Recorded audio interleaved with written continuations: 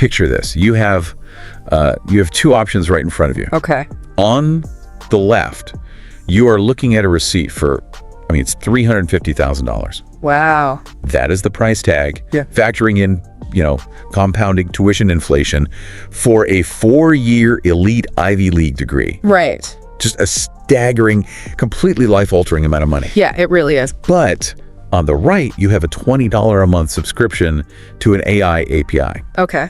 Now, for the last 100 years or so, the choice there was obvious, right? Of course. The Ivy League degree, it bought you the golden ticket. It gave you the elite knowledge, the untouchable network, all that stat. Exactly. The prestige. Right. But what if I told you that today, right now, in 2026, that $20 AI isn't just, matching the $350,000 degree. It is actively rendering it completely obsolete. It's a complete inversion of how we assign value in society right now. Yeah. The centuries-old monopoly on elite-level knowledge and high-status network access, the gates that have been just fiercely guarded by institutions like Harvard, Stanford, Oxford. Right. That entire system is currently collapsing in real time. It really is. So welcome to this MediaGenX deep dive. Today, we are tearing down the brutal unit economics of elite universities. Yeah, we're getting into the math. Oh, absolutely. Right. Our mission today is to map out a highly specific wealth playbook for this new algorithmic age. And we're going to look at some very real, very disruptive case studies of how hiring and networking have basically fundamentally broken away from the legacy system. It's fascinating stuff. It is. But I'll tease this right now. Well, this sounds like a massive, populist win for global meritocracy. Power to the people, that sort of thing. Exactly. While it sounds like that, there's a dark side. Oh, there's a very dark side. There's this deeply unsettling, brutal, kind of psychological meat grinder waiting for us on the other side of this transition. Yep. And we are going to get into all of it. So, okay, let's unpack this. Let's do it. Let's start with a contrarian take from the sources that just completely flips how we view these schools. Okay. The core argument here is that elite universities are not actually educational institutions. Right. And we have to accept this premise to even begin to understand the financial shift that's happening. Yeah. You basically have to strip away the Gothic spires, the ivy on the brick walls, the Nobel laureates. Oh, the romance. Exactly. All the romance. And you have to look purely at the raw business model. Okay. These institutions basically function as heavily regulated $85,000 a year country clubs. Wow. And they operate on this economic principle called cross-subsidization. Cross-subsidization. So meaning the sticker price doesn't actually reflect the cost of the core product. Exactly. Because let's be real, you aren't paying $85,000 a year to learn macroeconomics. No, absolutely not. You can learn macroeconomics from a textbook. Yeah. Or, better yet, you can have an infinitely patient, highly personalized AI tutor teach it to you for like $50 a month. Right. The actual cost of the instruction, the professor's salary, the library bandwidth, the electricity, that is a tiny, almost negligible fraction of that massive tuition bill. So where's the money going? Well, the bulk of that money is what the sources call a prestige tax. Prestige tax. Yeah, and you have to look at what that tax actually funds on a day-to-day basis. Okay. It funds these resort-style dormitories, right? Yeah. The ones with the climbing walls and the lazy rivers. Oh man, the lazy river. Right. And it funds massive divisionized athletic programs. Yeah. Most people don't realize this, but those athletic departments, they operate at tens of millions of dollars in losses annually. They lose money. Oh, huge amounts of money. They are basically just marketing expenses disguised as student activities. That makes a lot of sense, actually. Yeah. And crucially, that tax subsidizes what they call merit aid. Okay, what's that? Well, merit aid is essentially just very sophisticated price discrimination. The university uses the full-paying students, the ones shelling out the 85 grand, to basically buy the absolute highest scoring test takers from around the world. Oh, I see. Yeah, they just give them a free ride simply so the institution can maintain its spot at the top of the U.S. News and World Report rankings. Wow. So if I am, if I'm footing the bill for a lazy river and someone else's test scores, Right. What are the actual products being sold to me? Like, what am I actually buying for that money? So the sources point to two very specific deliverables. Okay. The first one is the filter. The filter. Right. An elite school takes in, say, 40,000 applications, right? Yeah. And they accept maybe 1,000. They are artificially manufacturing scarcity. Just to make it seem exclusive. Exactly. By actively rejecting 39,000 highly qualified kids, they create this very specific market signal. When a corporate elite at a hedge fund or, a McKinsey consulting firm sees that specific crest on a resume, Yeah. they aren't thinking, wow, this applicant learned so much in their sophomore sociology seminar. Right. No, they're thinking, this applicant survived the gauntlet. Yeah, they made it through. They have a high IQ, they are highly compliant with complex systems, and they possess corporate social polish. So it's an HR filter that the applicant pays for. Exactly. Yeah. And then the second deliverable is what they call the matchmaking. Matchmaking, like dating. Well, networking. Yeah. You are purchasing guaranteed, sustained physical proximity to the global aristocracy. I see. And you get access to this highly guarded alumni network. The university basically acts as an exclusive matchmaking service for the ruling class. Yeah. And the tuition. That's just the exorbitant subscription fee. Man. It makes me think of, it's like buying a luxury mechanical watch.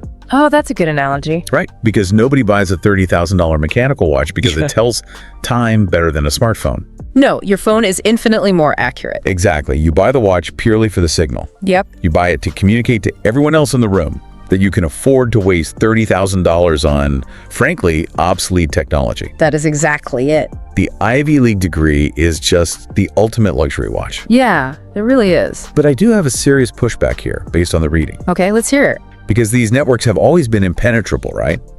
The rich have been buying proximity to the rich for centuries. Sure. So why is 2026 the breaking point? Like, why is the watch suddenly losing its value right now? That's the million-dollar question, and the answer comes down to structural bottlenecks. Okay, elaborate on that. For centuries, this entire model relied on controlling the gatekeepers. The keepers. Right. If you wanted access to, say, a top-tier venture capital firm or an elite corporate board, you had to pass through their specific gates. Yeah, the receptionists, the assistants. Exactly. The administrative assistants and the junior partners. And guess what? They all went to the same 3 schools. Ah, right. They recognize the watch. They recognize the watch. But the breaking point in 2026 is that AI doesn't ask the gatekeeper for permission. Right. It simply analyzes the terrain and algorithmically engineers a bridge right over the wall. Wow. Which, that brings us right to the human story here. Yeah. And this is really the absolute death of what the business world calls the warm intro. Yes, the warm intro is dead. Let's look at the scenario laid out in front of us from the dossier. Imagine the legacy world for a second. Okay. We have a Stanford dropout who wants to raise a seed round from a partner at Andreessen Horowitz. Classic Silicon Valley story. Right. They use their @stanford.edu email address to reach out. Now, for decades, that email address acted like a cryptographic key. Yes, exactly. It bypassed the spam filters, it bypassed the executive assistants, and it instantly signaled to the partner, hey, we're in the same club. Yeah, that shared affiliation was the inherited privilege of paying that prestige tax. Right. It practically guaranteed a response because the gatekeepers implicitly trusted the credential. Right. But now, let's look at the 2026 reality from the case study. Okay. We have a 19-year-old sitting in Lagos, Nigeria. Right. Or maybe it's just an uncredentialed founder building something in a garage in Ohio. Yeah, total outsider. Exactly. They do not have the elite email address. They don't have a rich uncle. A watch. No watch. But they deploy an AI networking agent to engineer the exact same high conversion introduction. And the mechanics of how this AI pulls this off are just incredible. They really are. Let's walk through the specific case study from the text. Okay. The objective here is highly specific. This founder in Lagos needs a 15-minute introductory Zoom call with a mid-market private equity managing partner based in Chicago. Right. Now, in the past, an outsider like that would just blast out 100 generic cold emails. He gets 0 replies. Exactly. Straight to the trash. But the AI agent takes a radically different approach. What does it do first? The first thing it does is ingest the target's entire digital footprint. Wow. We are talking about 5 years of obscure podcast appearances, blog posts, SEC filings, charity donations. 5 years of data just instantly. Instantly. And in this specific case study, the AI discovers something very valuable. Okay. It finds out that this Chicago managing partner has a very niche, almost obsessive interest in nearshoring manufacturing to Mexico. Just a random hyperfixation. Exactly. But it doesn't stop at just the target's data. Right. And here's where it gets really interesting to me. Yeah. It maps the sociological concept of what they call weak ties. Yes, weak ties. So it cross-references the Legos founder's entire social graph with the managing partner's digital footprint. to find a bridge. Exactly. To find the shortest, highest trust bridge. And it discovers that a former colleague of the founder, so someone they literally haven't spoken to in 3 years, that person actually went to a specific business school program with the managing partner's wife. What's fascinating here is just the sheer computational power required to find that structural hole in the global social network. It's mind-boggling. Humans simply cannot hold that many overlapping connections in their working memory. You would never naturally know that connection existed. Never. But the AI finds the bridge, and then it executes. And the execution is just flawless. I mean, the AI drafts an email from the founder to their old colleague. Right. But it's not some, robotic, generic, hey, how are you message. No, it's highly calibrated. It is deeply personalized. It references a specific project the two of them worked on 3 years ago. Yeah. It seamlessly pivots to ask for the introduction, and then it includes this pre-written, highly optimized, forwardable blurb. The blurb is key. It is. And that blurb is perfectly tailored to trigger the managing partner's obsession with nearshoring to Mexico. Which it learned from the SEC filings and the podcasts. Exactly. And then the AI just handles all the follow-ups. Yeah. It manages the calendar invite. It even preps the founder with 3 conversational talking points right before the Zoom call connects. It's wild. The warm introduction has fundamentally shifted from this inherited privilege, something you bought with a massive tuition check, Right. to a software service that costs literally pennies to execute. AI has mapped the global social graph and bridged those structural holes with absolute algorithmic precision. But I have to stop you there for a second. Okay. Because doesn't this feel a little, hollow? How do you mean? Well, if an algorithm writes a deeply empathetic email to an old colleague, doesn't that sort of cheapen the human connection? Like, we're talking about a machine faking nostalgia just to get a meeting.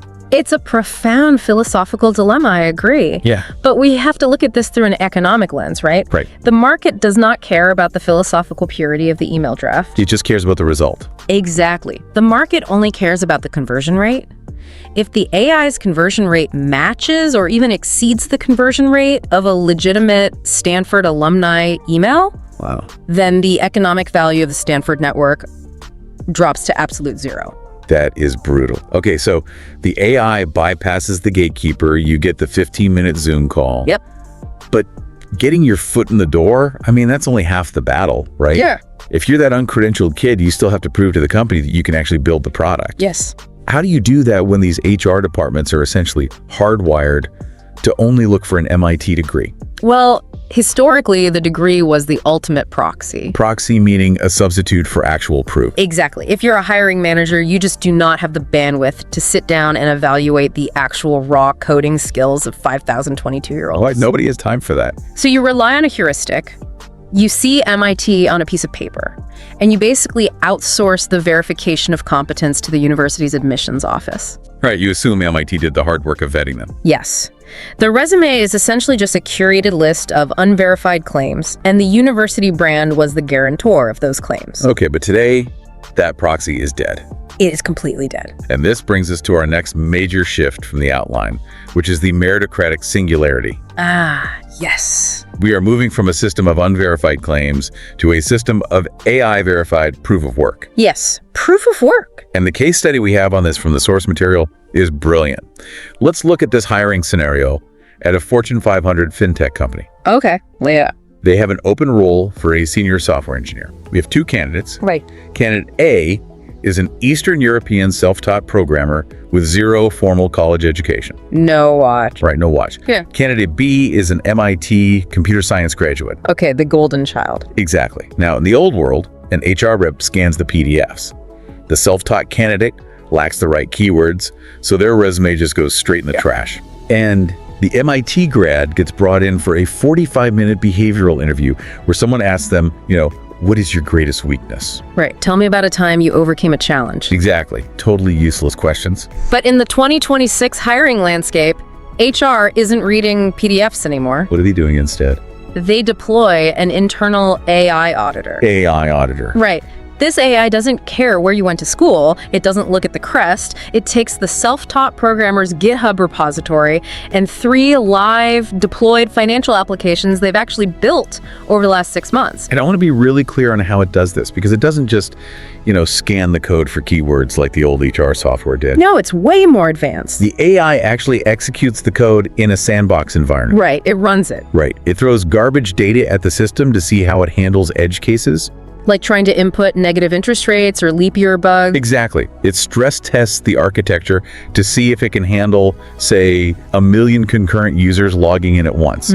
It analyzes the candidate's commit history, meaning it looks at every single time they fixed a bug over the last 2 years to evaluate their raw problem-solving logic. And then it generates this incredibly detailed, multi-dimensional radar chart. Yeah, it grades them on things like system architecture, edge case handling, and security posture. And then the AI auditor runs the exact same rigorous execution process on the MIT graduate's portfolio. Okay, and this is where it gets spicy. Yes.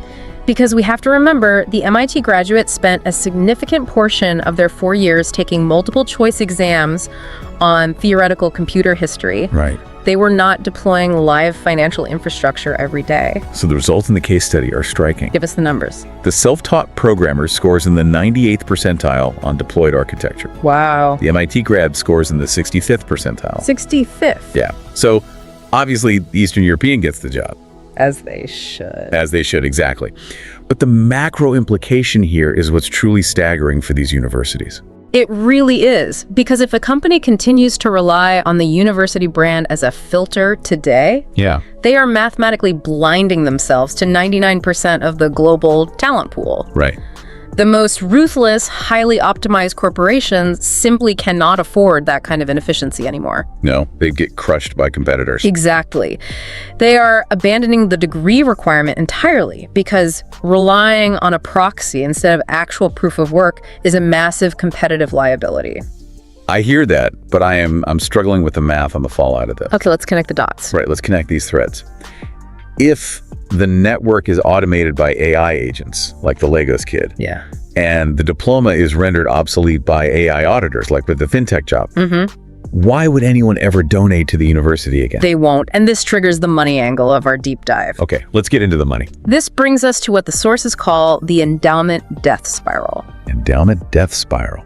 Sounds ominous. It is for them. To understand this, we have to examine the Yale model, which dictates how these elite schools manage their massive wealth. Okay. Elite universities today are not schools with a bank account. Right. They are massive, tax-exempt hedge funds that just happen to have a campus attached to them. That's such a wild way to think about it. But it's true. Harvard's endowment is sitting at around $50 billion. $50 billion. Stanford is over $30 billion. $50 billion. I mean, it sounds invincible. It does. How does a $50 billion bank account run out of money just because some tech companies stop caring about degrees? Because it's not sitting in a checking account at Chase, right? Ah, okay. They invest that massive pool of wealth heavily in private equity, venture capital, and real estate. Right, they're chasing high yields. Exactly. But these are highly illiquid assets. You cannot just withdraw cash from a 10-year private equity fund tomorrow because you need to pay the electric bill. Right, your money's locked up. Exactly. So to fund the daily operations of the university, to pay the professors, to maintain the massive physical footprint, to run the lazy rivers, right, they rely on a roughly 4 to 5% annual drawdown from that endowment. Okay, so they take out about 5% every year just to keep the lights on. Yes, but the vulnerability in that model is that it requires a continuous, perpetual influx of new capital. To replace the 5%. Exactly. The endowment must constantly grow to outpace inflation and that 5% operational drawdown. And where does that new capital come from? It primarily comes from alumni donations. Okay, and let's be brutal about why alumni actually donate, right? Let's do it. Because a 35-year-old tech-savvy alum doesn't just, write $1 million check to a university that already has $50 billion just because they love the pure pursuit of knowledge. No, absolutely not. They donate to maintain their status in the network. Yes. They donate to secure a legacy admission for their own child down the line. Our sources literally call the donation a maintenance fee for the prestige tax. It is a maintenance fee. And if we connect this to the bigger picture, what happens when that tech-savvy alum realizes the network is dead? Right, they see the Lagos kid. Exactly. They see that a 19-year-old in Lagos can bypass the alumni directory entirely with a $20 AI. Yeah. They see that top-tier companies don't care about their child's legacy admission because HR algorithms only grade verified output. The AI auditor. Right. The realization sets in. They are paying a massive maintenance fee for a country club that no longer offers any exclusive benefits. So they just stop writing the checks, the donations completely dry up. Instantly. But it hits for the bottom too. Whoa, heavily. Because middle-class families look at this shifting landscape and they say, I am absolutely not taking on $300,000 in student debt for a credential that corporate algorithms actively ignore. Right, why would you? So enrollment drops, or at least the willingness to pay full sticker price just vanishes. And this creates a severe liquidity crisis for the university. Because they still have all those costs. Right. The university still has immense fixed costs. They still have to maintain millions of square feet of physical infrastructure. They have to pay tenured faculty who legally can't be fired. Right. So with donations down and tuition revenue shrinking, they are forced to increase their endowment drawdown. Oh, no. They have to pull 7 or 8% instead of 5% just to avoid defaulting on their immediate obligations. And, if you pull 7% in a flat or even a volatile market, that is a death sentence for a fund. It's game over. Because you pull 7%, the principal shrinks. Right. Because the principal is smaller next year, your yield is smaller, which means you have to pull an even higher percentage the following year just to get the exact same dollar amount. It's a mathematical death spiral. Wow. It's exactly like a homeowner who is house rich but cash poor. If they lose their job and can't pay the electricity bill, they can't just slice off the kitchen and sell it. Right. So the universities will face capital call. Capital calls. Explain that real quick. That's where the private equity funds legally demand the cash the university previously committed to them years ago. Oh, wow. And they don't have it. They don't have the liquid cash. So they will be forced to liquidate these private assets at absolute fire sale prices on the secondary market. Man. So we're staring down the barrel of a massive macroeconomic liquidity crisis in the entire higher education sector. Yes, it's a house of cards built on a brand premium that is literally evaporating into the cloud. Okay, that is a lot. Yeah. But let me pivot for a second, because humans are fundamentally social creatures, right? Of course. We still need what sociologists call the third place. Right, the place outside of work and home. Exactly. And for decades, the physical campus was that place. You bonded in the dorm, you bonded in the late night study groups, you shared physical space. So if the campus model collapses, where do ambitious people go to build deep bonds? So the sources point to a really fascinating evolution to fill this exact void. Okay. They call it the rise of the AI cohort, or the digital fraternity. Digital fraternity. Yeah, because geography and financial barriers are no longer constraints, highly ambitious individuals are basically self-sorting into decentralized global micro cohorts. And we aren't talking about, massive subreddits or open Discord servers with 10,000 people just shouting over each other, right? No. These are highly vetted, deeply intimate groups of maybe 10 to 20 people. Okay. And they are curated by an AI acting as what they call a digital dean. A digital dean. So the AI put them together. Yes. The AI uses psychometrics, complementary skill mapping, and aligned long-term goals to build the perfect team. Wow. It looks at how people solve problems, their risk tolerance, even their communication styles. Do we have an example of this? Yeah. The text gives a highly specific example of one of these micro cohorts. Let's hear it.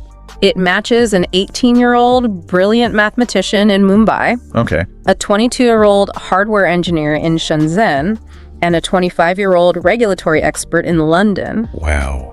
It's literally like watching an algorithm perfectly cast an Ocean's 11 crew. That is exactly what it is. Right. It looks at the massive global talent pool and says, you three are perfectly optimized to solve this one specific, incredibly difficult problem. Exactly.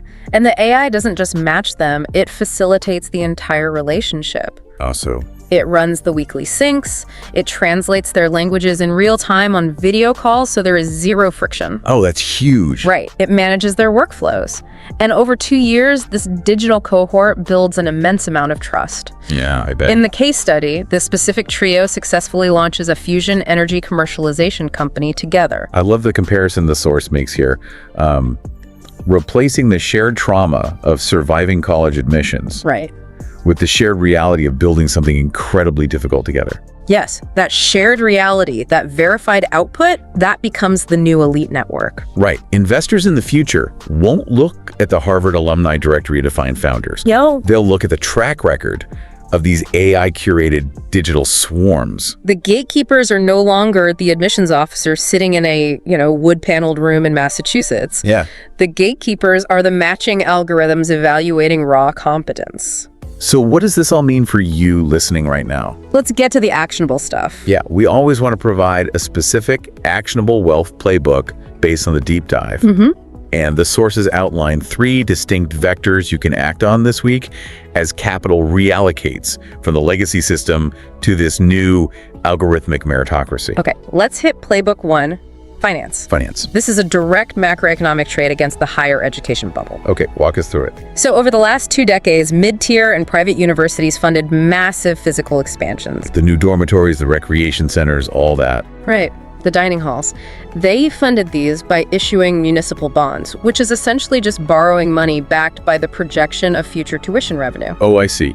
But if enrollment drops because the degree proxy is dead Yeah, and the endowment spiral accelerates, they simply cannot service that debt. exactly. So the play here is shorting mid-tier private university municipal bonds. Wow. Or, for the more sophisticated institutional listener, buying credit default swaps on highly leveraged universities. A credit default swap, just to Good. clarify, that is basically buying an insurance policy that pays out massive returns if the university actually defaults on its debt. That's right. As this sector is forced into a brutal consolidation phase, this becomes a major, highly asymmetric macro trade. You are essentially shorting the false promises of the prestige tax. Exactly. Now, playbook 2 is for the venture capital and angel investing side. Okay. You need to back the B2B software companies building the AI auditors we discussed earlier. Right, the ones replacing HR. Yes.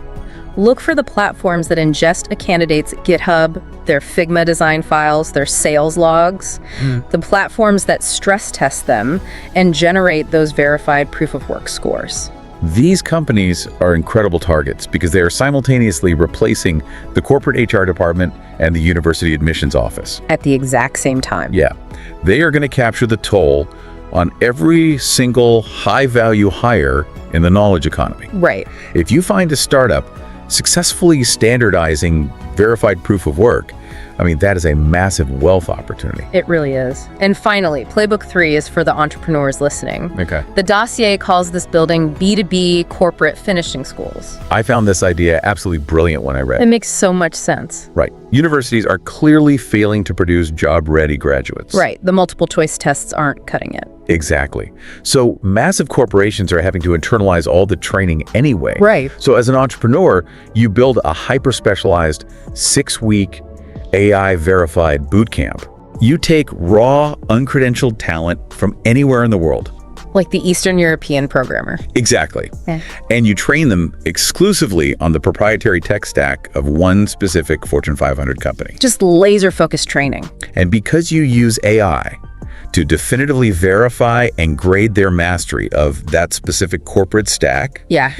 you can charge the corporation a $20,000 placement fee for every graduate they hire. That is amazing. You basically become the algorithmic pipeline for corporate talent. Yep.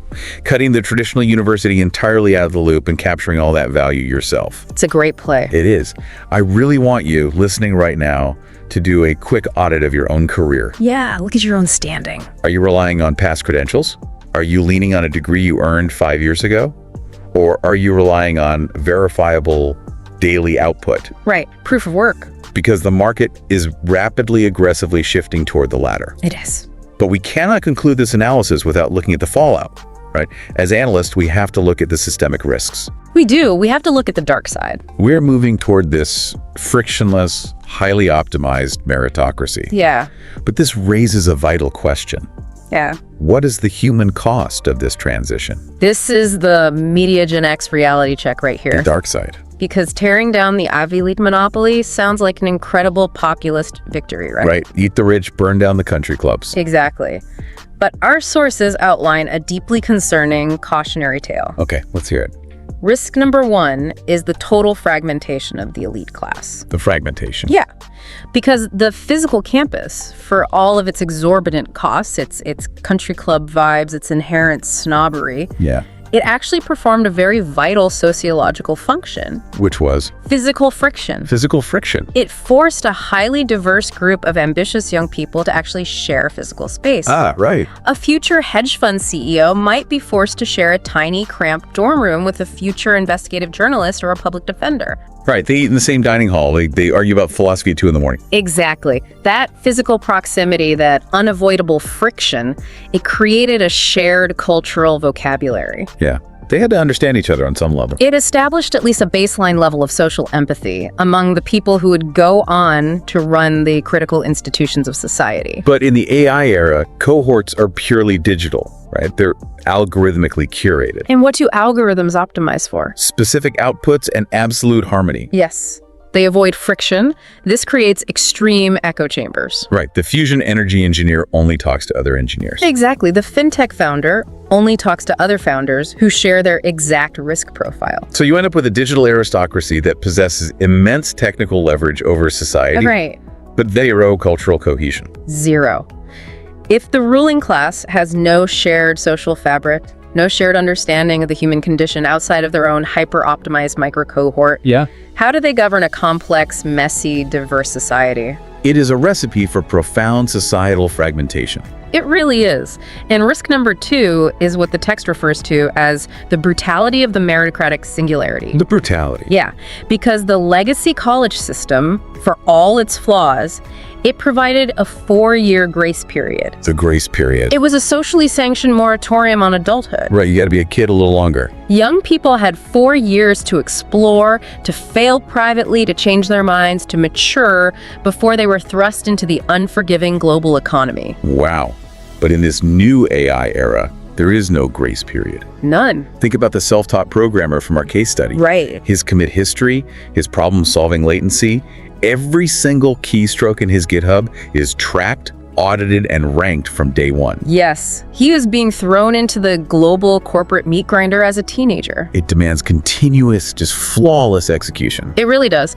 We are replacing an expensive, deeply unfair legacy system with an algorithmic meritocracy that is perfectly mathematically efficient. But entirely devoid of forgiveness. Exactly. The prestige tax was a ripoff, yes. Yeah. But it bought you the luxury of time and a safety net.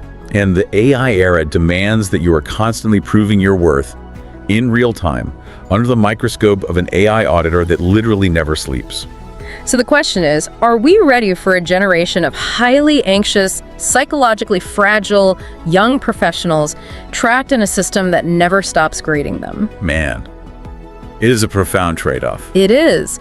We gain unprecedented global access and pure meritocracy, but we lose the serendipity of the physical world and the shelter of institutional grace. Okay, let's bring this all together. Yeah, let's recap. We have comprehensively mapped out the death of the prestige monopoly. Yeah. We've explored exactly how AI networking agents destroy the legacy gatekeepers and democratize the warm intro. The Legos kid. Right. We've detailed how AI auditors destroy the diploma by stress testing actual proof of work. MIT versus GitHub. Exactly. And we've looked at the math of how this dual threat is pushing $50 billion endowments into a macroeconomic death spiral. The transition is unequivocally underway right now. Yeah.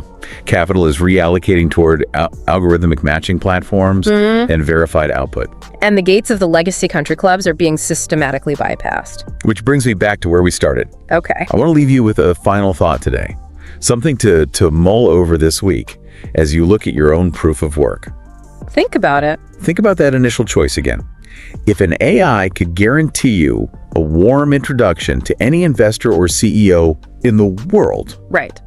and if an AI could provide you with a world-class, Ivy League level education tailored specifically to your learning style for $50 a month, would you still pay $320,000 to attend Harvard just for the experience? It's a great question.